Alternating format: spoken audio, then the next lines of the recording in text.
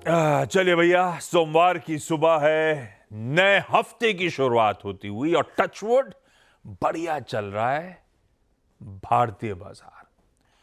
Last week back to back third straight week था जो भारतीय बाजारों में वीक ऑन वीक गेन्स, उछाल बढ़त के साथ कामकाज होता हुआ नजर आया।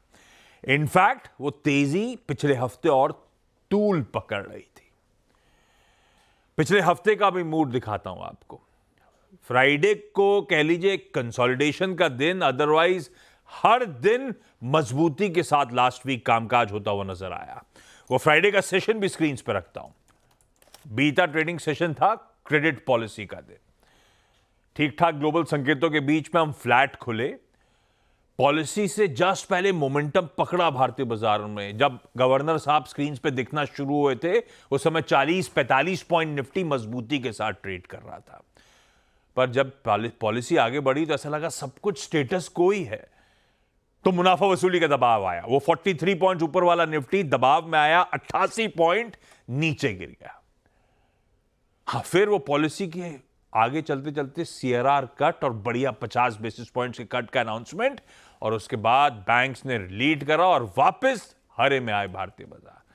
लेकिन उसके बाद कुछ ज्यादा किया नहीं, ले दे के एक फ्लैट सेशन रहा, फ्लैटिश क्लोज देखने को मिली आपकी स्क्रीन पे। पर जो भी है, पूरे हफ्ते बढ़िया तेजी के बाद उस बड़े इवेंट वाले दिन भी कहना चाहिए भारतीय बाजार रेजिलेंट नजर आए, स्टेडी कामकाज करते हुए नजर आए, और लग रहा है जो प्राइमरी ट्रेंड है वो शायद अभी भी पॉजिटिव है, इंटैक्ट है वो। पर इस पर डिटेल में आगे बातचीत करेंगे। आज आशीष बहेती साहब जुड़ेंगे और उनसे बातचीत होनी है। इस हफ्ते है तो बहुत कुछ, इस हफ्ते की इंपॉर्टेंस अपनी जगह, लेकिन सबसे इंपॉर्टेंट होंगे इन्फ्लेशन के प्रिंट्स, सीपीआई। आज चाइना का, वेडनेसडे को यूएस का, और थर्सडे को हमारा अपना।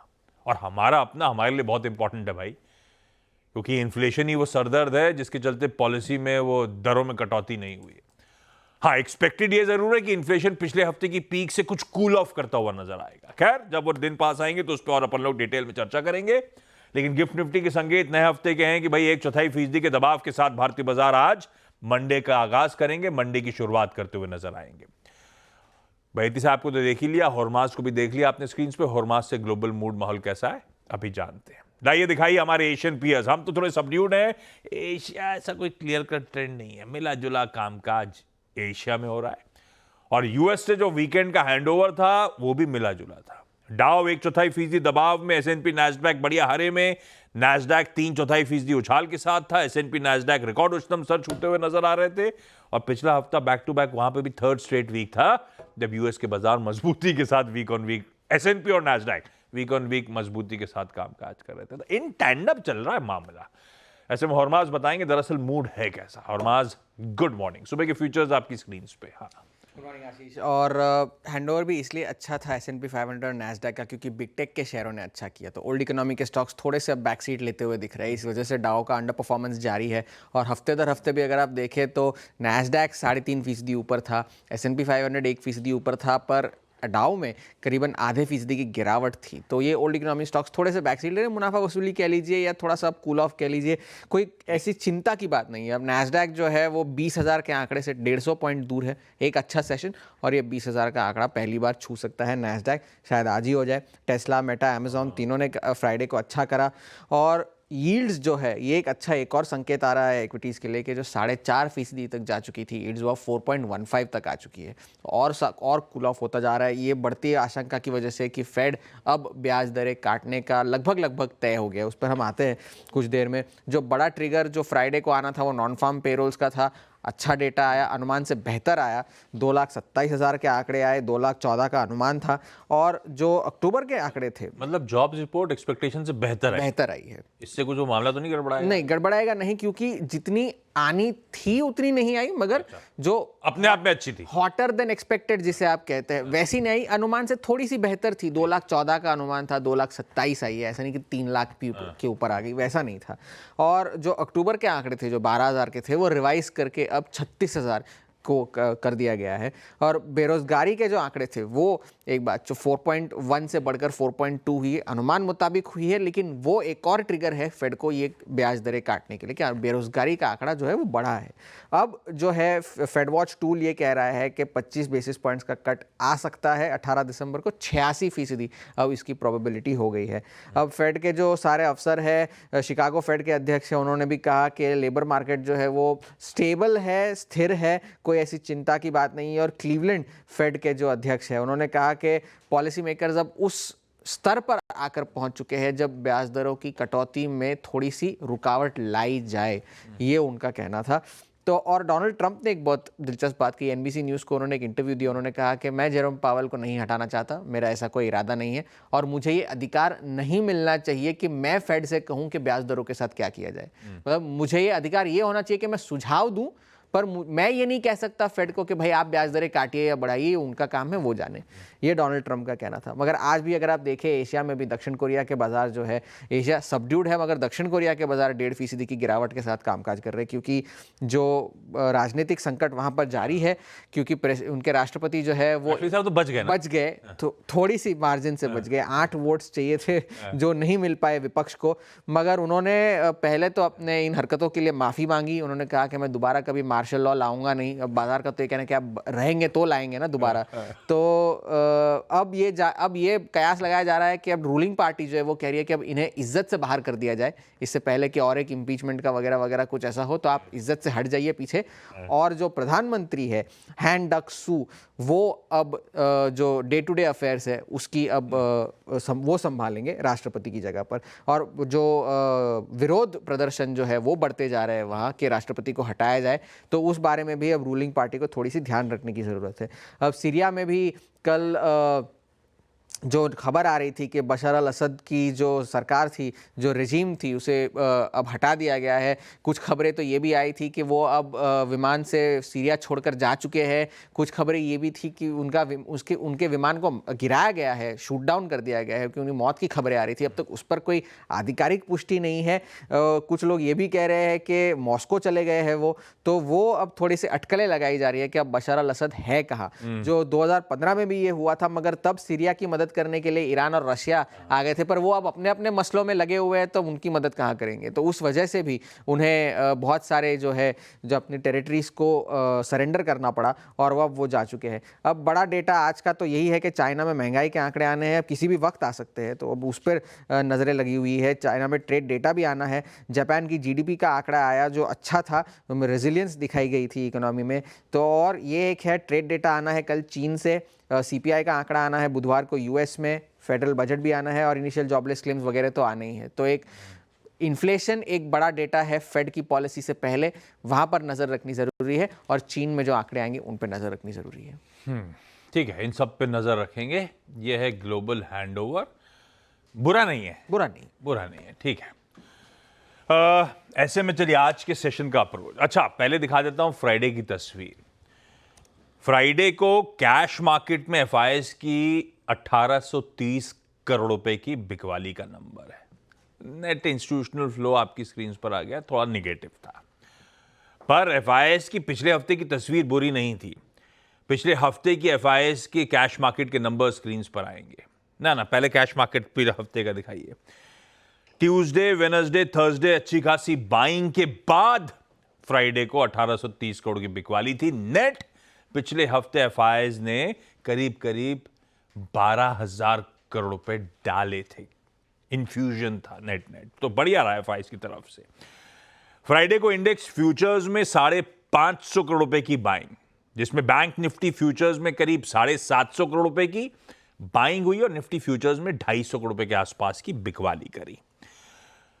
इनफैक्ट इंडेक्स डेरिवेटिव्स में एफआईएस ने करीब 2,652 लॉन्ग कॉन्ट्रैक्ट जोड़े और 3,304 शॉर्ट कॉन्ट्रैक्ट्स काटे। तो नेट हाल क्या है? अब हम 44.6 नेट लॉन्ग्स हैं और आपके सामने वो आंकड़े। तो अब धीरे धीरे करके हम वो 50-50 की तरफ अग्रसर हैं। इंडिया विक्स कूल ऑफ हो रहा है। इवन फ्राइडे को 2.25% का दबाव था। कंफर्ट में है 14 के इर्द गिर्द। कंफर्ट में तब मानता हूं जब 15 के नीचे वो शेड कामकाज करता हुआ नजर आए। तो डर का इंडेक्स, वोलेटिलिटी का इंडेक्स सबड्यूड है 14 के आसपास। और जहां तक ऑप्शंस में बिल्डअप की बात है, इस वीकली एक्सपायरी के दो इंपॉर्टेंट कॉन्ट्रैक्ट्स दिखा देता हूं जहां पे मैक्स ओआई खड़ा हुआ है 24,700 के कॉल पे और 24,500 के पुट पे। इतना दायरा है, ये बिल्डअप आपकी स्क्रीन पर आ जाएगा। और फ्राइडे की क्लोज मोटा मोटी उस हायर थ्रेशोल्ड के आसपास होती हुई नजर आई है। ऐसे में अप्रोच करना क्या है? डेटा बुरा नहीं है फ्राइडे का, और दिख भी रहा है थोड़ा सा स्ट्रीट ऑप्टिमिस्टिक है।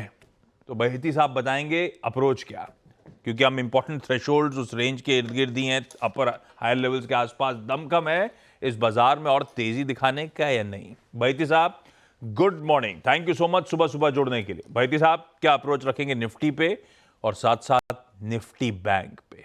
Good morning Ashish ji, good morning everyone. Ashish ji देखिए, थर्सडे को एक बहुत अच्छा सेशन रहा और उसके बाद फ्राइडे को एक इनसाइड डे रहा ट्रेडिंग चार्ट्स पे। और जिस हिसाब से पोस्ट पॉलिसी भी मार्केट ने एक म्यूटेड सा ही रिस्पॉन्स दिया विच इज़ वेरी पॉजिटिव। हमें लग रहा है आज जो गैप डाउन हो रहा है वो एक पॉजिटिव रहेगा और एक बाइंग अपॉर्चुनिटी मिलेगी निफ्टी में। जैसे कि आपने भी बताया 24,500 पे एक अच्छा खासा पुट राइटिंग हो रखा है और वहाँ पे एक सपोर्ट एरिया भी बना हुआ है, तो वहीं पे स्टॉप लॉस लगाना। और जिस हिसाब से स्ट्रक्चर बना हुआ है हमें लग रहा है 25,000 का जोन जो है एक रेजिस्टेंस एरिया भी है और वहां तक निफ्टी का जाने का टारगेट भी दिख रहा है। और अगर वो निकलता तो शायद 25,200 तक का भी मोमेंटम इसमें देखने मिल सकता है। तो खरीदारी की सलाह रहेगी, कोई भी डिप आता है तो वहां पे पोजीशन बनाई जा सकती है। 24,500 का एक स्ट्रिक्ट स्टॉप लॉस जरूर रखें, क्योंकि अगर वो टूटता है तो फिर शायद नीचे की तरफ भी वापस एक शायद 20 डेमा भी अप्रोच कर सकता है निफ्टी। वहीं अगर बैंक निफ्टी की बात करूं आशीष जी, तो यहाँ स्ट्रेंथ अच्छी दिख रही है। एचडीएफसी और पीएसयू बैंक्स में अच्छा कंट्रीब्यूशन देखने मिल रहा है और वेल प्लेस्ड है ये एटलीस्ट 1/1:2 के रिस्क रिवॉर्ड से ट्रेड देने के लिए। बैंक निफ्टी वेल प्लेस्ड है 54,350 तक का जोन दिखाने के लिए, तो उस टारगेट के लिए खरीदारी की सलाह रहेगी। नीचे जो स्टॉप लॉस बैंक निफ्टी में मेंटेन करना है वो करीब करीब जो एसएल मेंटेन करना है वो एग्जैक्टली 53,100 के करीब का एक एसएल मेंटेन करें।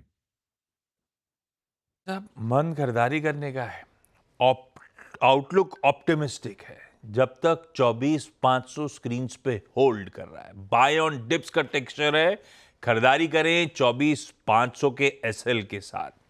और लग रहा है शायद फर्दर अपसाइड के दरवाजे खुलते हुए नजर आए। इनफैक्ट शायद 25,200 तक के इवेंचुअल टारगेट से भारतीय बाजार डिलीवर करें।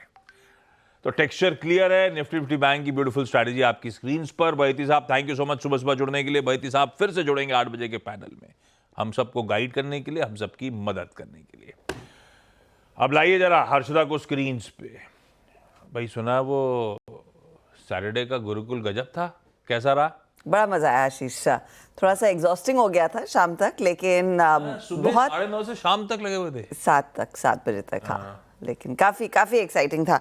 और एक्चुअली ये सेक्टर तो मैं काफ़ी सालों से कवर कर रही हूँ, लेकिन कुछ ऐसी भी चीज़ें हैं जो आप नहीं सीखते हैं और वही सीखने को मिला। एक्चुअली ये सारे गुरुकुल सबको सिखा रहे हैं।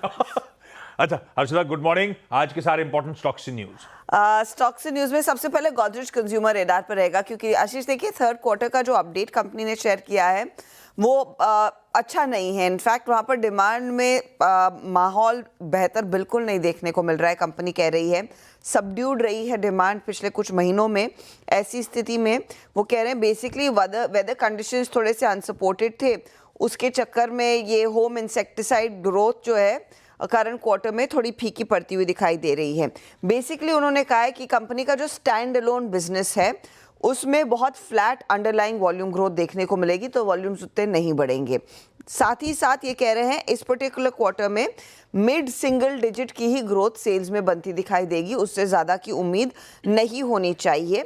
और इसके पीछे वजह ये है कि पाम ऑयल और दूसरे डेरिवेटिव की प्राइसेस जो हैं वो थोड़ी सी बढ़ती हुई दिखाई दी थी, तो इसका इम्पैक्ट करीब 20 से 30% का सोप कैटेगरी पर आया और सोप करीब 1/3 इनके स्टैंडअलोन बिजनेस का हिस्सा है। तो जितना 20 से 30% इनका खर्चा बढ़ा है रॉ मटेरियल्स पर, उतना वो पास ऑन ऑब्वियसली नहीं कर पाए हैं, तो उसका कुछ इम्पैक्ट देखने को मिलेगा। दूसरी तरफ कंपनी ये भी कह रही है इन्फ्लेशनरी एनवायरनमेंट के चलते देखिए ये मार्जिन थोड़े से कॉन्ट्रैक्ट होते हुए दिखाई देंगे।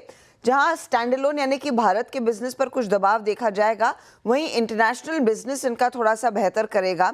इंटरनेशनल बिजनेस में इंडोनेशिया में हाई सिंगल सेल्स ग्रोथ की एक्सपेक्टेशन है और volume growth mid single digit के आसपास रहेगा। Godrej Africa, USA, middle east के बिजनेस में वॉल्यूम डिक्लाइन लेकर आता हुआ दिखाई देगा, क्योंकि वहाँ पर ट्रेड स्टॉक में कमी देखने को मिली है, तो उसका कुछ असर रहेगा। तो कुल मिलाकर नंबर्स का जो आउटलुक है इस पर्टिकुलर क्वार्टर में वो थोड़ा सा फीका बैठ रहा है।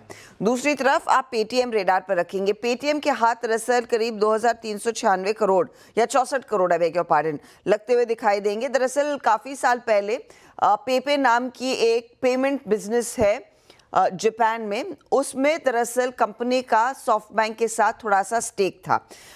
ये बेसिकली एक्विजिशन राइट्स थे और स्टॉक एक्विजिशन राइट्स थे, जिसे कंपनियां पूरी तरह से एग्जिट कर रही है। उसके सामने इनके हाथ में करीब 2364 करोड़ लगते हुए दिखाई देंगे। वो एक पॉजिटिव है, क्योंकि इनके कैश रिजर्व्स फिर बढ़ जाते हैं और कंपनी उसका इस्तेमाल होपफुली अपने बिजनेस ग्रोथ में लगा सकती है, तो वो एक पॉजिटिव है।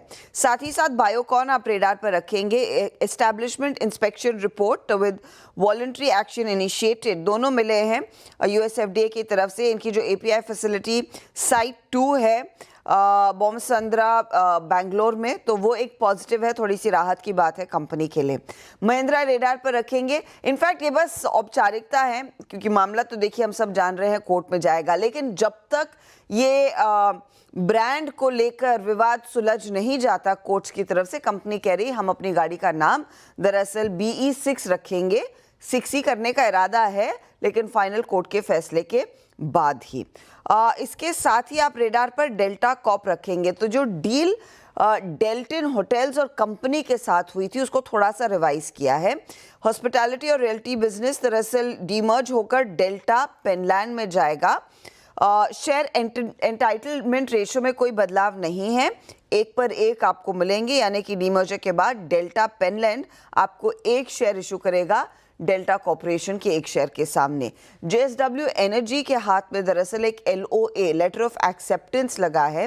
NTPC के लिए इनको एक 400 मेगावाट का सोलर पावर प्रोजेक्ट दरअसल एस्टैब्लिश करना है। कंपनी की ऑर्डर बुक काफ़ी स्वेल होती दिखाई दे रही है, तो वो भी एक पॉजिटिव है। तो ये कुछ स्टॉक्स हैं जो आप रेडार पर रखेंगे। सीएट ने दरअसल Camso brand off highway tyres and track business Michelin से खरीद लिया है $225 मिलियन में, तो ये भी एक interesting development over the weekend. बहुत सारी न्यूज़ पैक्स थे इस वीकेंड में। खूब एक्टिव है इंडिया इंक। रेडार पर रखिए सारे के सारे स्टॉक्स। और वो जो महिंद्रा और इंडिगो का मामला है वो कोर्ट में पहुंच गया है, आज सुनवाई है। वो इवेंट कैलेंडर में लेकर आता हूं, लेकिन ब्रेक के उस पार। और साथ साथ आज कमोडिटी करेंसी में कहां हो सकती है कमाई, इस पर भी बातचीत।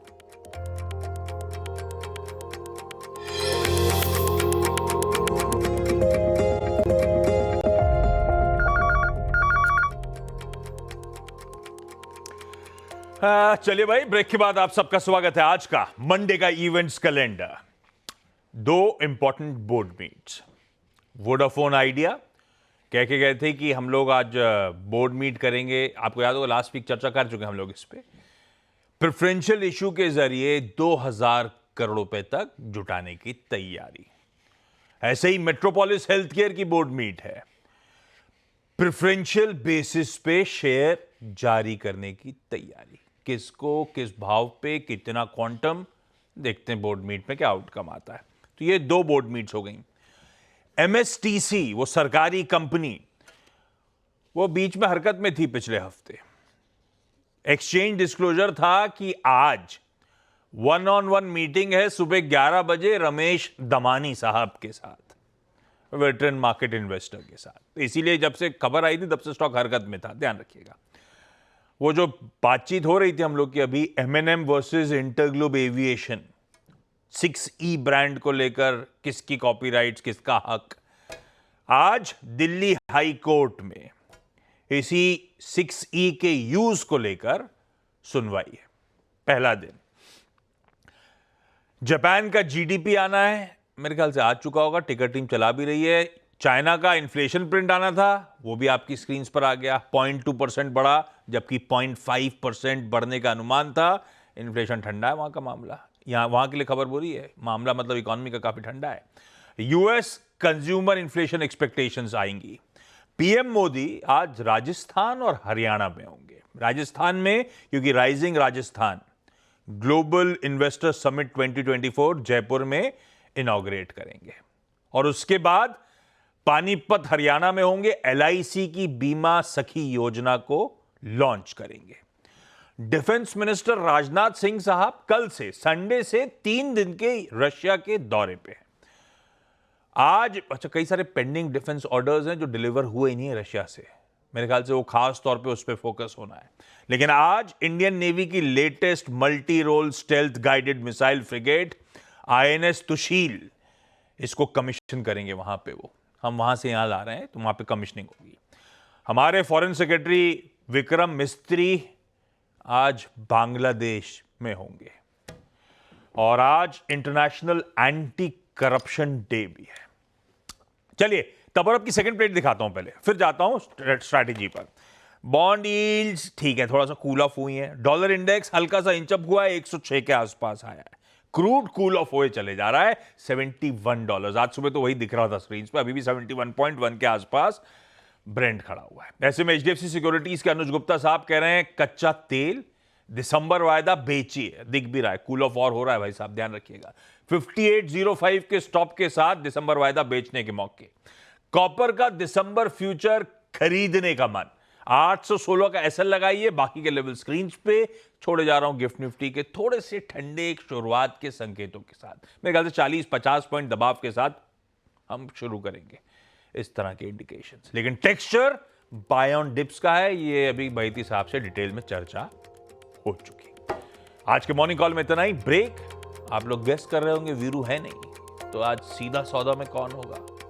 ब्रेक के उस पार मिलिए, बताता हूं।